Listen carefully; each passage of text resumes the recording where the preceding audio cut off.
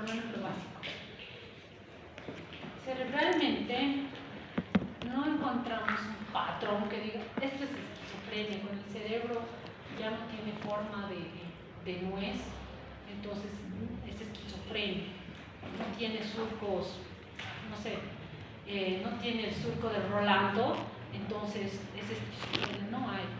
Pero ha habido datos en pacientes ya fallecidos que han sido bastante significativos, no en todos los pacientes, por eso les digo, no es la única causa, sería bien que sea. Pero tenemos algunos hallazgos neuropatológicos. Por ejemplo, se ha observado que en los ventrículos laterales hay una dilatación de los mismos, al igual que el tercer ventrículo, y hay una disminución de la masa cortical también. Se ha observado también una reducción de la simetría y una alteración de la lateralización cerebral. Se dice que esta es la causa principal por la cual existen más varones o puede haber más predisposición en varones que en mujeres. No estoy diciendo que exista más, por si acaso, pero esta es la causa cerebral. Los cerebros de mujeres y varones son distintas, por si acaso. Nosotros pensamos diferente.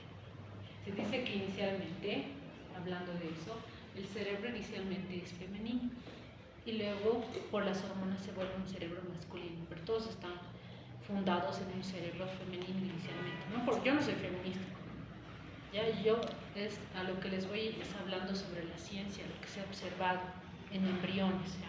No se puede observar in vivo en humanos precisamente por el factor ético, ¿no? Pero se ha observado en animales este fenómeno, que todos son en un cerebro femenino que por influencias de las hormonas se vuelven un cerebro masculino.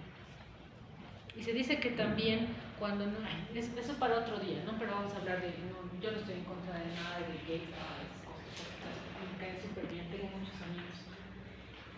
Pero también habla mucho de eso. Entonces, hablamos de este tipo de alteraciones de por qué están relacionados con los varones, ¿ya?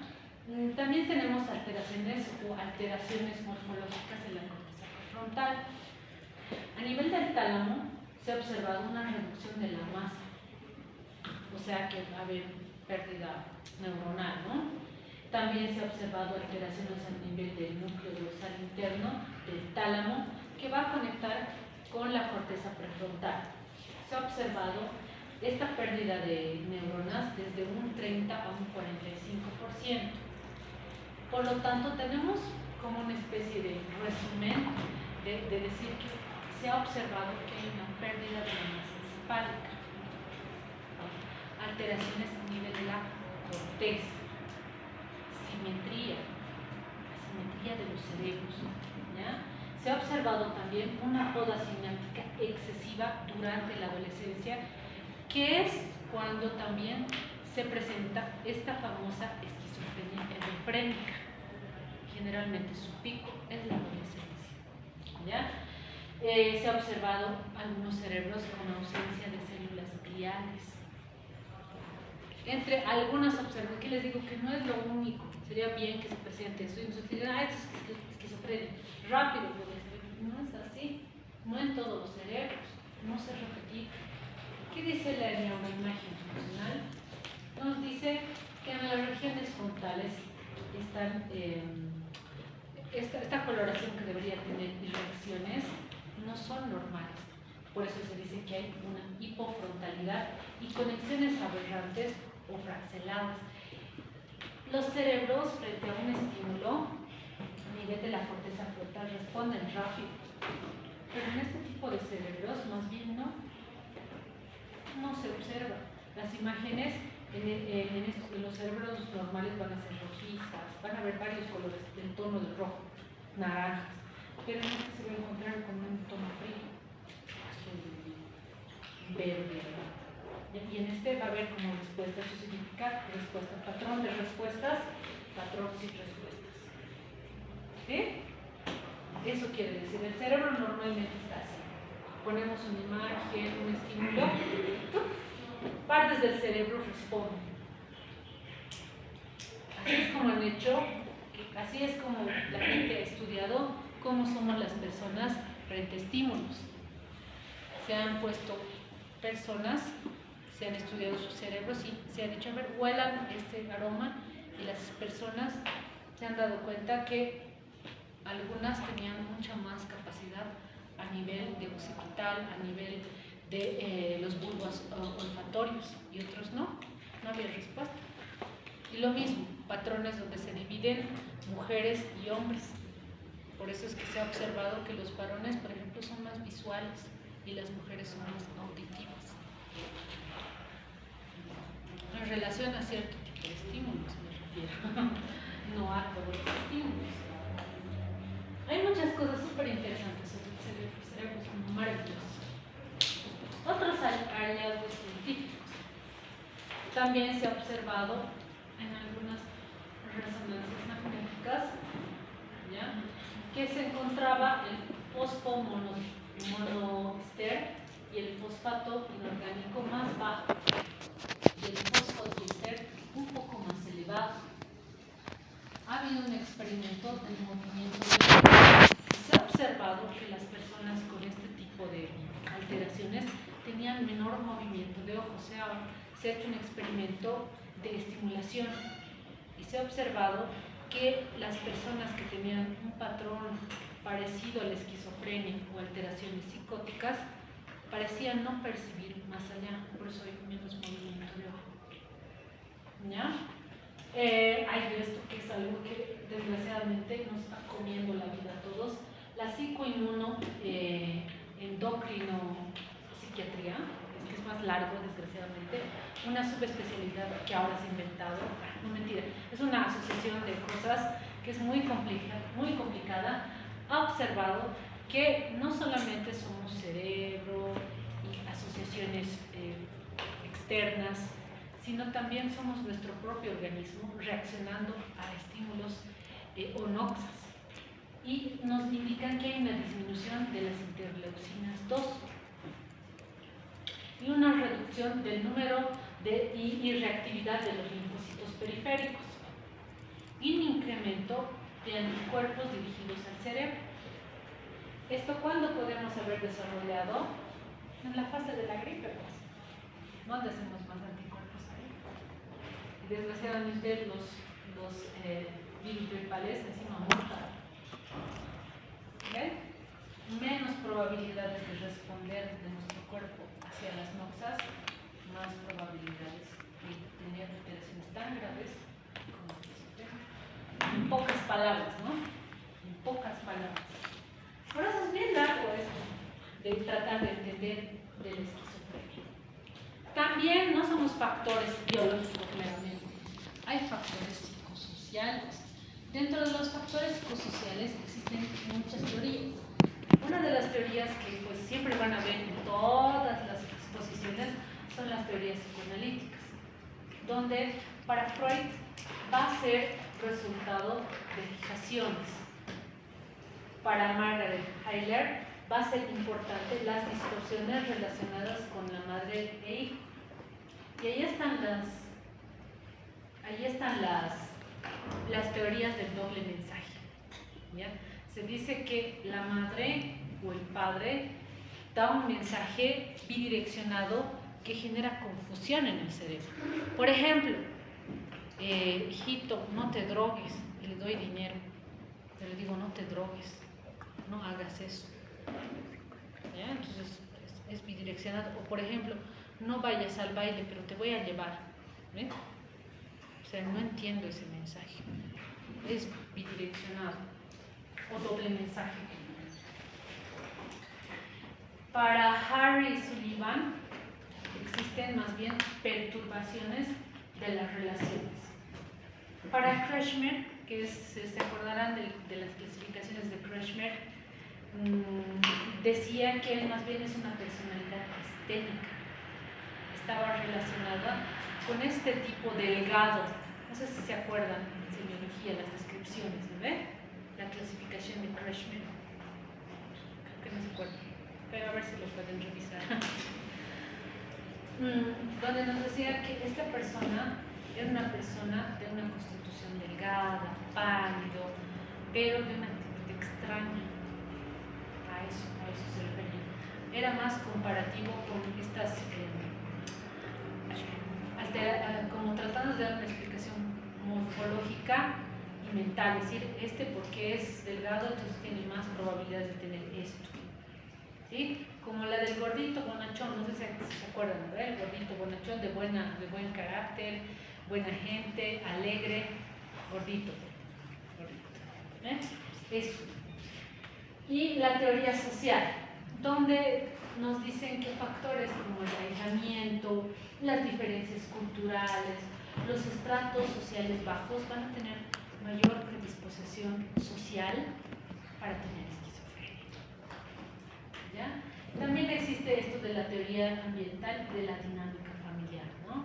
En la teoría ambiental, los factores ambientales, la contaminación, factores relacionados también con la epigenética, ¿no? El cambio de lo que sería la genética por factores externos.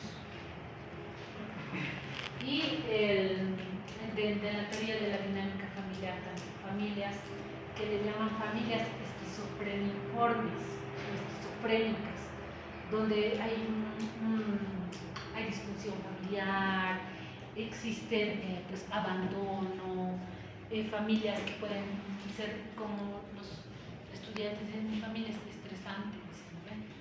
A eso se refieren relacionado a las teorías de familias o dinámica familiar. Ahora sí, la clínica, después de haber visto tantas cosas tan difíciles, que estas sí son fáciles. Síntomas positivos o síntomas negativos: pobreza en el lenguaje, bloqueo del pensamiento, embotamiento afectivo, retraimiento social, descuido del aseo y arreglo personal, apatía, anedonia, abulia. En la abulia vemos esa pérdida de la motivación que tiene uno para hacer cosas, ¿no? Hay gente que se pone abúlica de rato en rato, ¿no? De rato en rato se le pierde la motivación para seguir estudiando. Dice, ¿para qué lo voy a hacer? Abulia, se llama eso. Y la anhedonia, ¿no? Que lo vamos a ver repetitivamente. La anhedonia es la pérdida de la capacidad de sentir placer, tal que la persona no siente nada en relación a cosas que podrían generarle placer. Por ejemplo, comer bien, no sé, viajar, no sé, ver una película, escuchar música. Yo que sé cuáles son los placeres que ustedes podrían tener. Perder eso se llama anedonia. ¿Ya? En el caso de los síntomas negativos, es muy probable que puedan presentar. Y ahora los síntomas positivos, ¿dónde vamos a tener las alucinaciones? ¿Verdad? Que habíamos dicho que son una percepción sin objeto, ¿no? En pocas palabras. También tenemos los delirios, ¿no? Una convicción de forma errónea, patológica, donde va a ser irrebatible, irreductible. Ya les he hablado bastante de eso, ¿no? Entre las más frecuentes tenemos a las ideas delirantes de persecución, culpa, grandeza, místico-religiosas, somáticas también, ¿ya?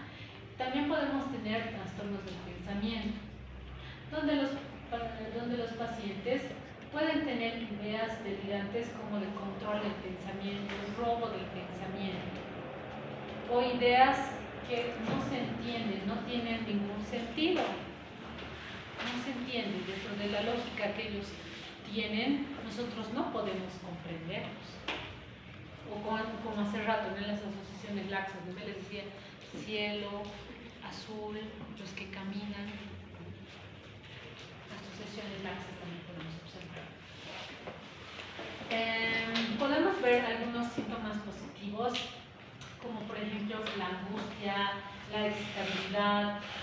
Tenemos también síntomas neurovegetativos, también podemos tener palpitaciones, sudores, mareos, trastornos gastrointestinales, insomnio. Es una de las quejas muy frecuentes de los pacientes, el insomnio. Y dentro de la motricidad, lo que más vamos a ver son, podemos tener movimientos extraños o absurdos, pero lo que más se da son las agitaciones psicomotoras. Eso va a ser lo que más probablemente vamos a observar, y la razón por la cual lo van a traer al paciente, porque al final que grite, que esté diciendo cosas raras en su cuarto, que esté pelado, ¿qué importa? Pero ya que rompa ventanas, grite a los vecinos, me pega, ahí sí lo llevo. Y bueno, ahí tenemos un poquito de lo que ya hablaron, ¿no? La esquizofrenia. Vamos a ver que una de las cosas más grandes para que el sujeto venga a consulta es la disfunción psicosocial, pérdida de relación interpersonal, pérdida del funcionamiento primario, disminución del rendimiento escolar, laboral, universitario, capaz en el caso de ustedes, descuido del aseo y arreglo personal, pérdida de la independencia. Y van a ser estos síntomas, los positivos, los negativos, los afectivos que hemos visto que pueden presentar, incluso riesgo suicida. Y después de todo esto, vamos a tener también síntomas cognitivos. Pero primero, todo lo anteriormente dicho. No es inicialmente cognitivo, retraso mental no es igual a esquizofrenia, no es. Los periodistas nomás dicen eso, pero los médicos no deberían decir esas cosas. ¿Qué dice el CIE-10? Dentro de los criterios clínicos dice, al menos uno de estos síndromes o signos dentro de este listado, ¿ya? Entonces vamos a observar el listado que está aquí abajo, que nos dice, por lo menos uno de los siguientes, del 1, porque luego vamos a ver el 2, del 1. Aquí está el capítulo número 1, o la capítulo número 1, donde vamos a ver eco, inserción, robo del pensamiento, ideas delirantes de ser controlado, influencia de pacificada, de control del cuerpo, de percepciones además delirantes. Puede haber alucinaciones, pueden ser voces dialogantes, que discuten, o voces que vienen de otras partes del cuerpo. Ideas delirantes persistentes que no son propias de la cultura y que pues son inverosímiles. Ahora sí, dos de los siguientes del criterio número 2, alucinaciones persistentes, ideas delirantes que no pueden ser identificadas, o representación diaria por lo menos un mes, neologismos, bloqueo del pensamiento o intercepción del pensamiento, que dan lugar a incoherencia, un lenguaje circunstancial también puede ser, conducta catatónica. Ahora hablemos de los síntomas negativos, ahí está, síndrome negativo, son síntomas negativos. Apatía, pobreza mímica, embotamiento, incongruencia afectiva, ¿ya? Si hay criterios de manía o depresión, no es esquizofrenia, estaríamos frente a un trastorno bipolar. ¿Ya? Y este cuadro no debe ser atribuible tampoco a síntomas por algún cuadro orgánico, por ejemplo, después de un TEC ha empezado a tornarse así. Después de que ha consumido mucha cocaína, se ha puesto así. ¿Sí? No debe haber algo que atribuya estos síntomas. Tipos: esquizofrenia paranoide. Es un cuadro de todos el más frecuente, el de mejor pronóstico, y se va a caracterizar principalmente por presentar ideas delirantes de persecución, referencia, de tipo celotipia, de tener una misión especial o una transformación corporal. Va a haber voces alucinatorias que pues pueden darle órdenes al sujeto, pueden tener o no contenido verbal. Podrían ser las alucinaciones, escuchar campanas capaz. Por eso decimos que pueden ser voces, pueden ser dialogantes o no dialogantes. Incluso va a ser episódico y pueden haber remisiones parciales o completas o ir a la cronicidad. ¿Ya? Estos síntomas van a persistir durante años. Es muy difícil ver episodios aislados de estos pacientes. Pero sí, en general vamos a ver que entre ideas delirantes y alucinaciones casi conforman todo el cuadro. Como ven, predominan los síntomas positivos. Es predominante síntomas positivos. Entonces, es muy importante entender que es es de buen pronóstico porque tiene síntomas positivos. Y los medicamentos hacen su efecto a síntomas positivos. Están hechos para síntomas positivos. Precisamente de ahí es que viene la probabilidad de tener buen pronóstico, porque si hay tratamiento, eso en pocas palabras. Esquizofrenia befrénica, ¿ya? En esta predominan mucho los síntomas afectivos y predomina bastante lo que sería el pensamiento desorganizado, conducta desorganizada. El paciente hace cosas sin razón, hace o piensa cosas que no tienen sentido, ¿ya? Es de aparición joven, ¿ya? Es una aparición juvenil. Esta es la que más se va a aparecer entre los jóvenes, ¿ya?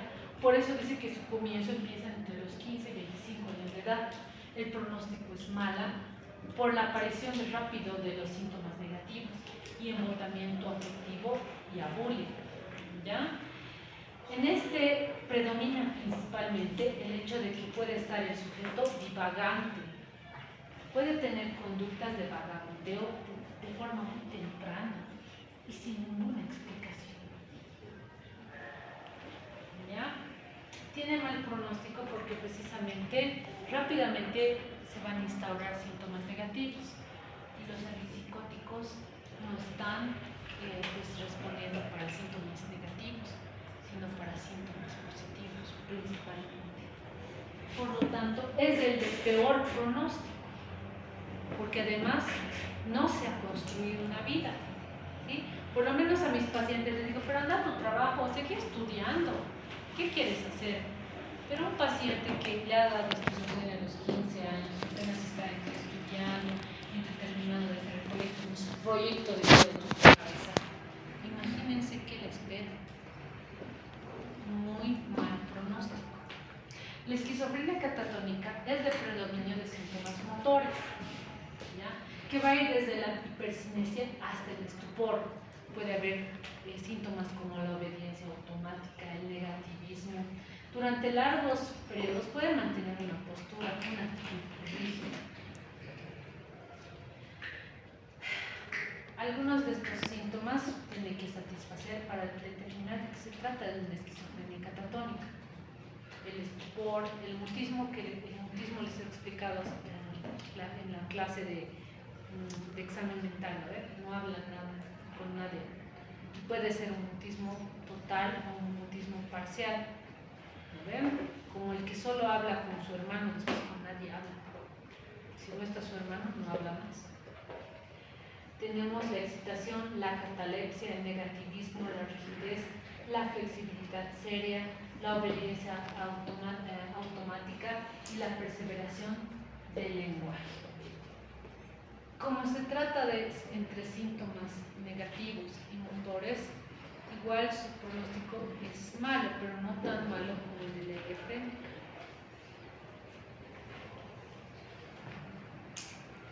Esquizofrenia indiferenciada. Va a haber un conjunto de síntomas que no satisfacen a las anteriores, ¿ya? No se ajustan ni a la paranoide, no se ajustan tampoco a la befrénica, ¿ya?